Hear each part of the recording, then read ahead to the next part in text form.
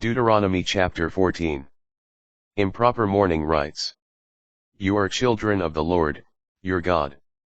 You shall not gash yourselves nor shave the hair above your foreheads for the dead. For you are a people holy to the Lord, your God. The Lord, your God, has chosen you from all the peoples on the face of the earth to be a people specially his own. Clean and unclean animals. You shall not eat any abominable thing. These are the animals you may eat: the ox, the sheep, the goat, the deer, the gazelle, the roebuck, the wild goat, the ibex, the antelope, and the mountain sheep. Any among the animals that has divided hooves, with the foot cloven in two, and that chews the cud you may eat. But you shall not eat any of the following that chew the cud or have cloven hooves: the camel, the hare, and the rock badger, which indeed chew the cud, but do not have divided hooves, they are unclean for you. And the pig, which indeed has divided hooves, with cloven foot, but does not chew the cud, is unclean for you. Their flesh you shall not eat, and their dead bodies you shall not touch. These you may eat: of all that live in the water, whatever has both fins and scales you may eat. But all those that lack either fins or scales you shall not eat, they are unclean for you. You may eat all clean birds.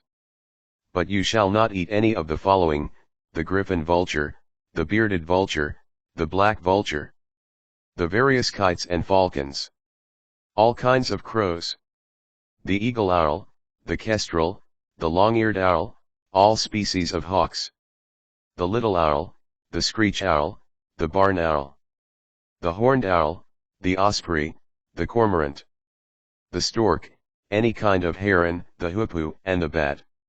All winged insects are also unclean for you and shall not be eaten. Any clean winged creatures you may eat. You shall not eat the carcass of any animal that has died of itself, but you may give it to a resident alien within your gates to eat, or you may sell it to a foreigner.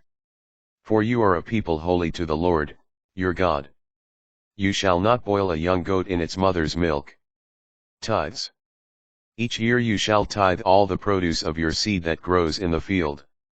Then in the place which the Lord, your God, chooses as the dwelling place of his name you shall eat in his presence the tithe of your grain, wine, and oil, as well as the firstlings of your herd and flock, that you may learn always to fear the Lord, your God.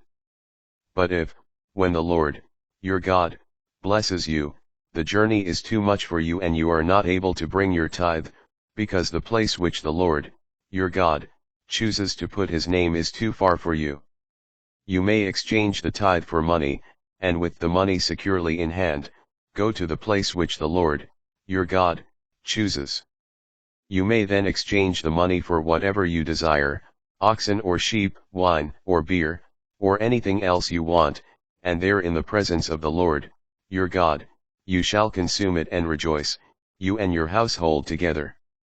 But do not neglect the Levite within your gates, for he has no hereditary portion with you. At the end of every third year you shall bring out all the tithes of your produce for that year and deposit them within your own communities. That the Levite who has no hereditary portion with you, and also the resident alien, the orphan, and the widow within your gates, may come and eat and be satisfied, so that the Lord, your God, may bless you in all that you undertake.